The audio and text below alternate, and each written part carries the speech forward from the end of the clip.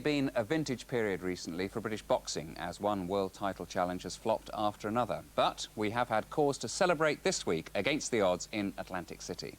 The Dark Destroyer has just returned from the States in triumph. Before we hear from him, let's look again at the dramatic moments which ultimately crowned Nigel Benn as WBO middleweight champion of the world. De Witt generally has been a mixture of a boxer fighter. When the chips are down, he can stand there and slug out.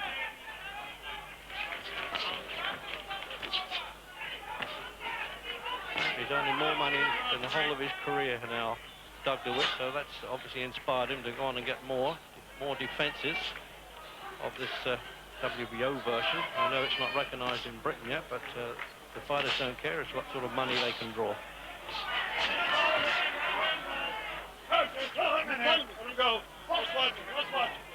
Oh, he's cut over the left eye there, De Witt, and Randy Newman said, just watch it. There was obviously a clash of heads there. It's cut around the left eye, Jim, isn't it? Yeah, well, the referee was warning them for something. I don't know if a head that landed. They were banging around up close, and then De Witt came away with blood coming from his eyes, but that's the best possible start for Ben, the worst possible for De Witt. Well, we thought it was going to be a rough fight, and it's turned out to be that way. De Witt's always been a slow starter, Ben a fast starter. 12 in the first round. Could he possibly do it here? He's got to throw his best punches and get them in the right spot to knock this fellow over, because he climbs up a lot, but he's hurt De Witt.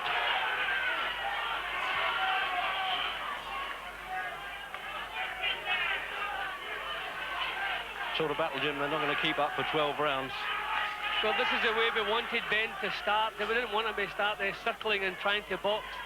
What lifts him above most fighters is his punching power, and already he's shaking the champion. He's cut the champion, so a lovely start for Nigel Benn.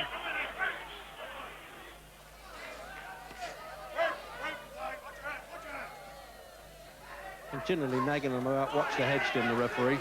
Oh! Well, that, as I say, is a turn-up for the book, isn't it? Ben looking so in charge of it. He's looking towards the corner there, OK? As we get the end of the round, if it had gone down later, the count would have continued even if the bell went. Now, that was a shock. What a slugging match this has been now.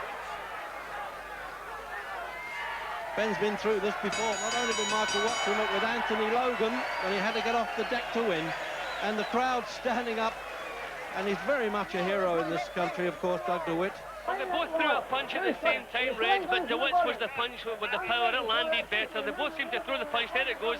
De Witt's landed bang on the chin. Over went Ben. Well, De Witt hasn't done anything really effective in this round, Reg.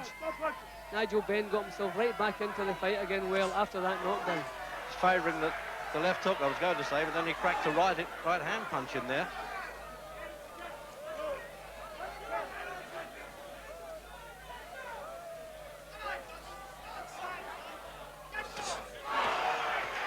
Oh, he's down with that. He had to go head first down there. He's right above us on the ropes, and they've actually thrown a sponge with water on there, the trainer. That was against the rules. It won't help him at this stage, I don't think. De Witt has no defence whatsoever, Reg. And the round's nearly over, though.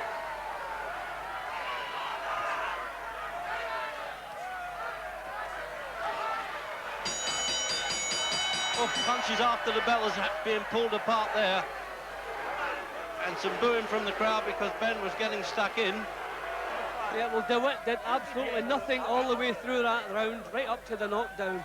And Ben almost had him out of there. See, look at the defence, Reg, non-existent. Head up in the air.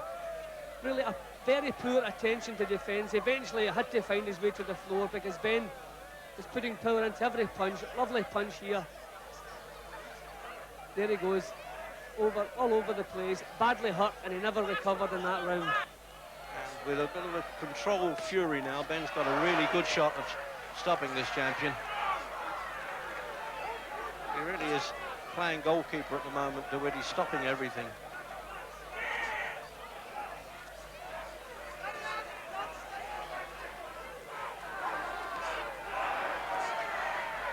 See, there's nothing in De Witt's jabs as they come back. De Witt's going to have to find some power, or he's in the way out, Reg. He almost quit the ring when he was beaten by Sambu Kalambay in Monte Carlo. Certainly really showed some form against Matt Hilton and Robbie Sims. I think some of those tough fights have really caught up with him here, and certainly Ben's making him pay for it now. Whereas I think some of these punches of Ben's have really taken some of the power out of De Witt's legs. He doesn't really have any urgency in his work. His legs, no rhythm in his legs. The punches really have been taking their toll. Even now, no defence. Look.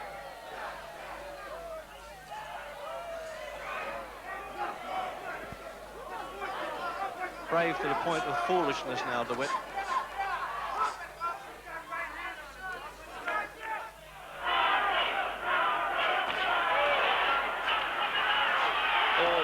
They are, Jim. Is this the first rock of a landslide now coming in from Ben? It looks like it. Well, the traded shots there and Ben come off better. That's pretty significant at this stage in the fight, Reg. They both landed the shot, but Ben's was the one that did the damage.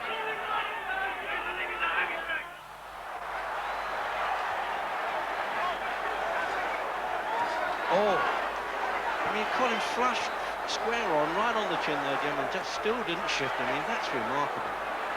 Reg, I don't know what keeps this man on his feet. That was a tremendous shot.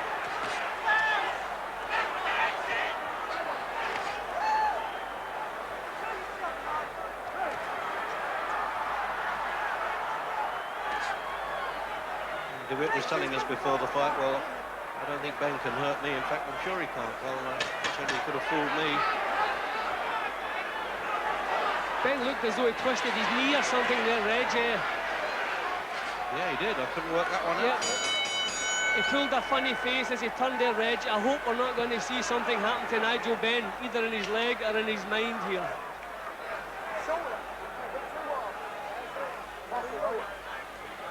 Well, they don't seem to be asking him. We can't hear anyway, Jim, whether his leg is okay. I wonder maybe if his ankle turned as he missed badly there with a punch. Maybe his ankle twisted. He said he heard him say, I'm all right there, and the referee just had a check as well. So work to the body this round, throw punches to the body, says Andretti for his man Ben, and certainly he's done a good job anyway. Just keeping Ben controlled more fighting. Oh, a good shot. Punch. I don't think he's going to get up from that. He's been known to get up before, but oh, that was a punch, and he's pitched forward again at the start of the 8th round. And it's 7-8. Do you want to fight, says Randy Newman. And of course, De Witt says yes, but it's all over. Part of the shouting, Jim. De Witt has nothing. I don't believe he can recover from this, Reg. I think the WBO have got a 3 knockdown rule in existence here.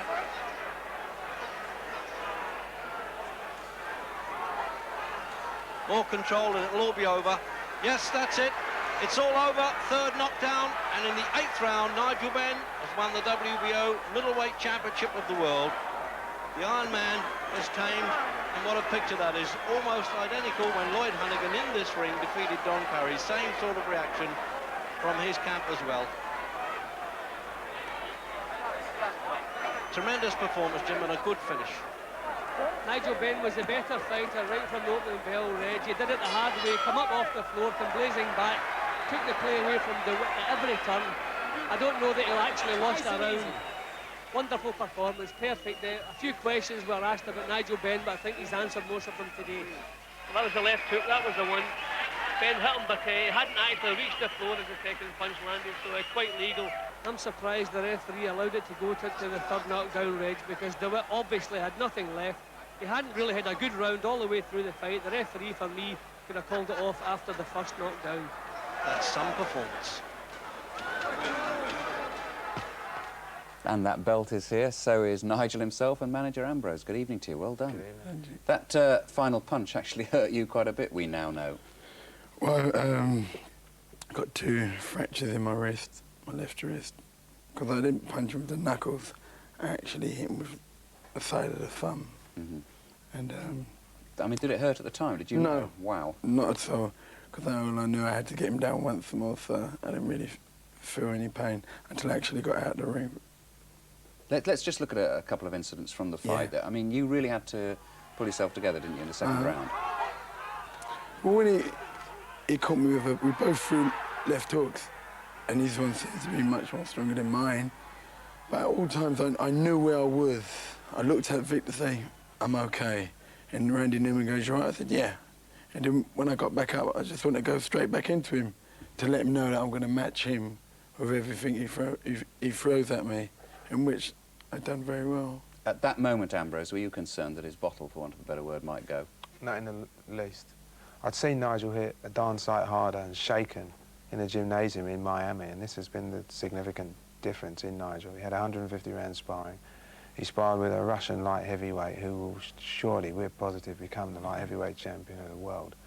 And he was light heavyweight going cruiser. And Nigel, he could not back Nigel up.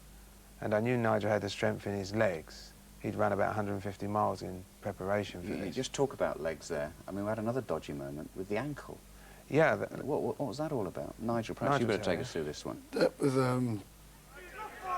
I threw a punch and I lost my balance, and there I twisted it, and everyone thought I was faking. And I think Doug De Witt had a chance there he should have gone right at me, but afterwards, I mean, while I was fighting, I didn't feel a thing until I actually got out of the ring. And that's when I started realising my leg was my ankle was hurting me, my arm, my face. Let's see the moment that you'll most treasure then. This is, of course, when you actually clinched it. See, I knew what I had to match Doug De Witt with determination, will to win, punching power, everything. And that's what I done. And I think I broke his heart. I think for the first time, he was actually scared in his boxing career, because every shot I threw was a really bad intention. Let's look ahead then now, Nigel. In fact, with you perhaps at this stage, Ambrose, I mean, some incredible figures are being thrown around about this could be worth 11 million, I think I've read somewhere. Yes.